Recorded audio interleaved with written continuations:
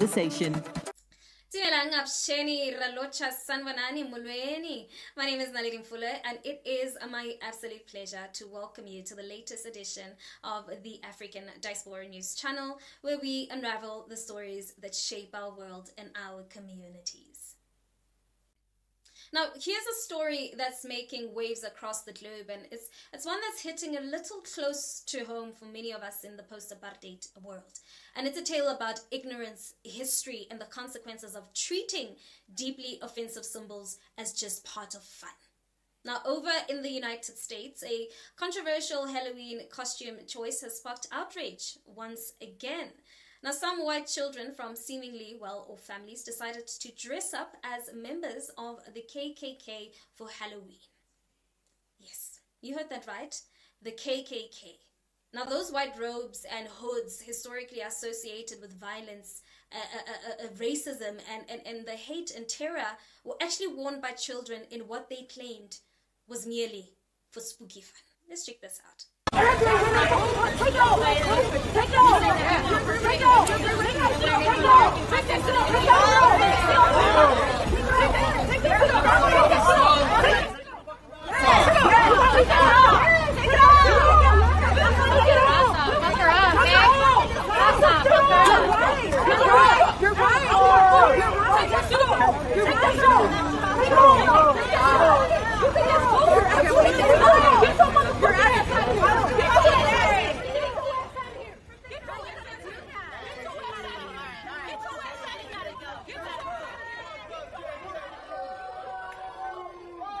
Now, as a South African looking in from the outside, right, this raises a lot of uncomfortable questions, and not just about America, but about how people around the world deal with their ugly histories and how these histories are perceived by the younger generations.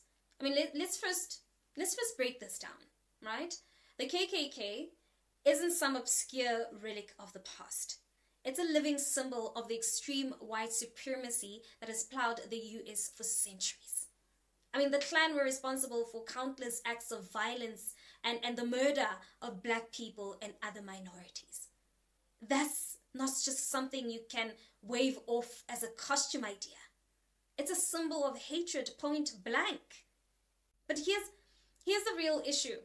This incident isn't just about a bad taste in costumes. It's about the erasure of history, or even worse, a misunderstanding of its significance. I mean, when children, especially those from privileged backgrounds, think that it's okay to wear a robe of an organization that has terrorized people for generations, it says a lot about what they've been taught, or rather, what they actually haven't been taught.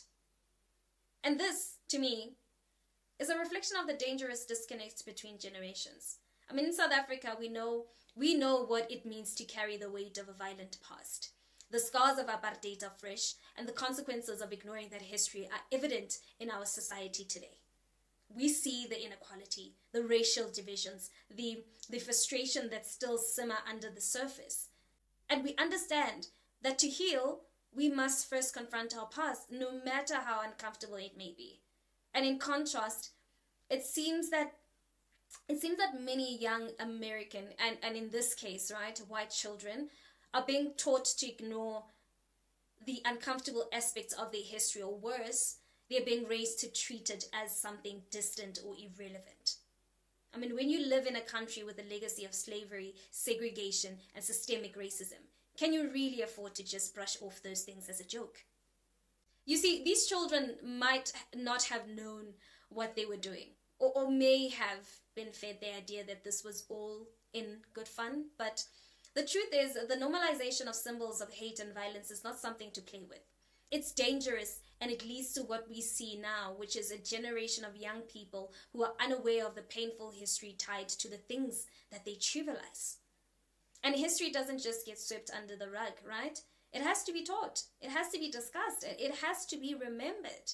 And for me, this Halloween controversy shows that there's a global need for better education about race, history, and empathy.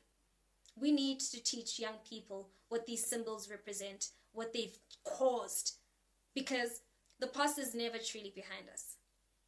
So, as the world reacts to this incident, let's take a moment to think. How do we, as global citizens, teach the next generation about their history? How do we make sure that they understand that respect for all people, and especially the dignity of those who have been oppressed, must come before the pursuit of a cheap thrill or a moment of fun?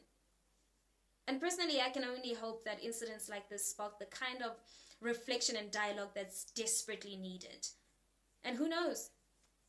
Maybe the lesson here is for all of us to do more than just talk about history, but maybe we just need to live it more. What do you think? Let's continue the conversation in our comment section. Please, we really want to hear from you. Let's keep on the engagement. And while you're at it, don't forget to give this video a thumbs up. That's it from me. Till we meet again, it is goodbye for now.